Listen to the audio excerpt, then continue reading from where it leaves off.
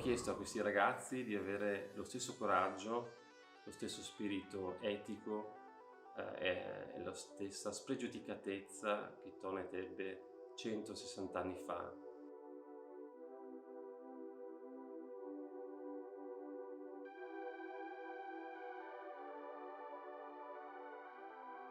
Quello che vogliamo dare è una visione, non un prodotto, una apertura al possibile.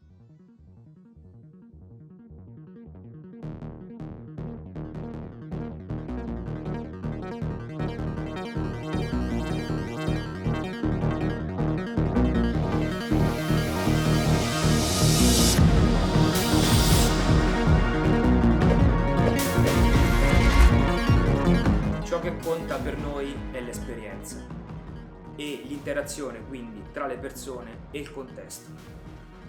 La cosa che mi è piaciuta di più è il fatto di entrare in simbiosi con le persone e creare connessioni. Perché questo bootcamp ha chiesto di essere sperimentali, io ho chiesto ai ragazzi di dimenticare quello che sapevano. Si è discostato da quello che è il prodotto in sé e ha invece narrato l'importanza dello scarto.